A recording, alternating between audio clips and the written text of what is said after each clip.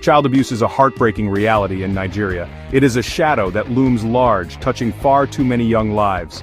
We cannot turn away from this. We must face it. The silence surrounding this issue has gone on for too long, allowing suffering to continue in the darkest corners of our communities.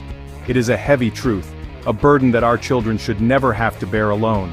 This is not just a statistic, it is about real children, with real dreams, whose innocence is being stolen. We have a moral obligation, each and every one of us, to understand the depth of this problem, and to begin the vital work of bringing it into the light, where it can be addressed and ultimately healed. The gravity of child abuse cannot be overstated. It leaves scars that are not always visible, wounds that can last a lifetime. Think about the potential lost, the childhoods cut short, the trust shattered.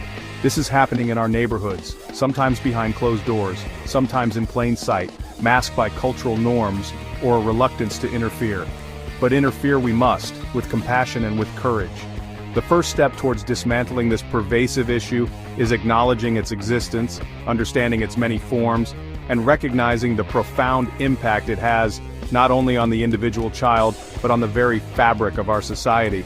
It's time we all said, enough is enough.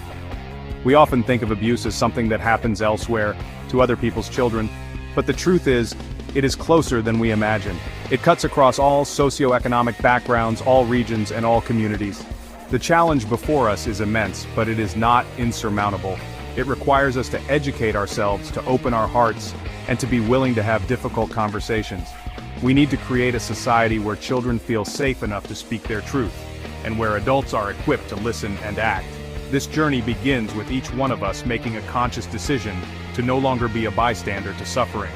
The journey to protect our children starts with awareness. It starts with understanding what child abuse truly is, in all its devastating forms. It means learning to see the subtle signs, the unspoken pleas for help. It means challenging the norms that allow abuse to fester. This isn't just about pointing fingers, it's about building a network of protection, a community of care. It's about ensuring that every child in Nigeria has the chance to grow up in an environment filled with love, safety, and a belief in their own bright future. We owe them nothing less than our full commitment to this cause. One of the most visible forms of abuse is physical abuse.